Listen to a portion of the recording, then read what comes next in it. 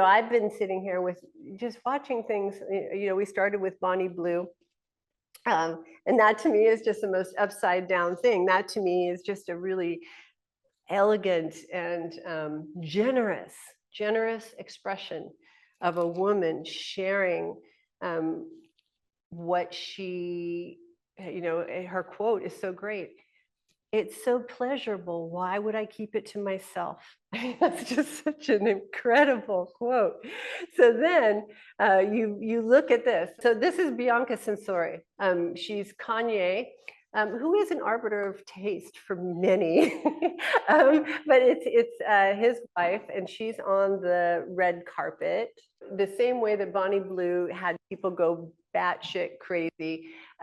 This image had people go crazy, and it's funny. There was once this video of Trump, and it was I couldn't believe it actually came out, but it was where he was holding a laser like to the media, and they were cats, and so they just kept following it wherever he sent it. It was very sharp about, okay, some of these stories are put there deliberately to inflame. Why? And Steve Bannon says, if you inflame, you put out 5 stories, all of a sudden the media doesn't know what to do and they just shut down. And so this, to my mind, is what Kanye is doing, but he's using our own judgment in order to do it, and he's playing on it.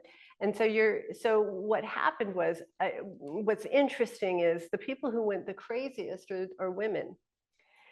And I read several diatribes on the fact that this poor woman is being, held hostage by this man. And my question is always, when you see something like that, what would you have to believe about women to believe that? She's a mouthy Italian woman, or Australian, I think too, but she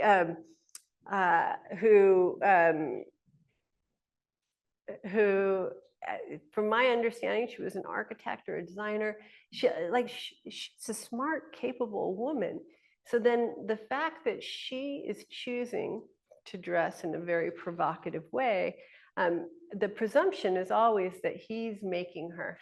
One of the political commentaries that I read was, this is obviously a BDSM relationship. And I'm like, if it is, that's hot. But this is, and he is forcing her into what they call subspace, where she can't make a decision out in public, and you can tell by the way her eyes are. And it's funny. You'd really have to genuinely believe that women are an inferior sex to believe that. And then you would have to believe that no woman in her right mind would ever want to be so generous as to demonstrate such walking beauty on the planet. Like, that is Venus. I mean, that was perfection. So then my thought is, I think some ladies are jealous. I think I think it's the same way that, there was a book in my day, which has a totally different meaning at this point, but fat is a feminist issue. Fat is a feminist issue, and it was talking about how anorexia. Because I was in college in in the 90s, early 90s, and so bulimia was the big thing. Now it's trauma. Back then it was bulimia. Bulimia and anorexia, food stuff. It was the first time women were talking about food. We were talking about taking up space, take up your space and get fat. And I was not, one of our better periods, but the idea, and then all of these studies were done about how women who run at a caloric deficit, there's 2 that were very interesting. Women who run at a caloric deficit spend something like 80% of their ambient attention focusing on their bodies. Can you imagine how that takes a woman out of the game? That's first. The second is they put men on a 1,200 calorie diet, which was what many women just live on normally. And the men had such breakdowns. They were crying, and they had to feed the men because they were causing harm, putting them in this experience. And that's where women lived regularly.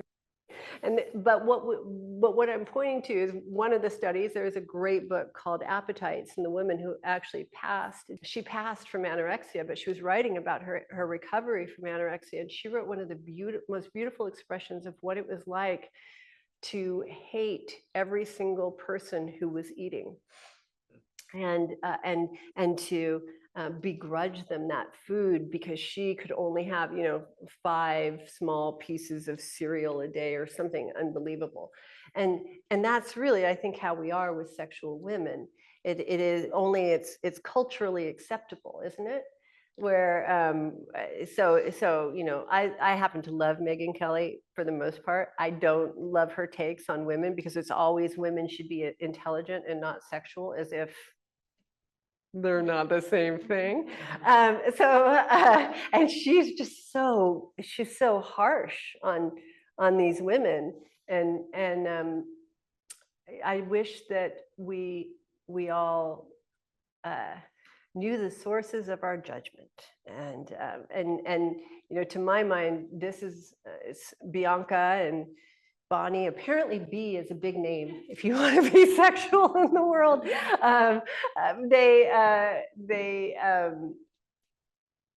To my mind, they're just an exquisite demonstration of courage to do what we're here to do on the planet.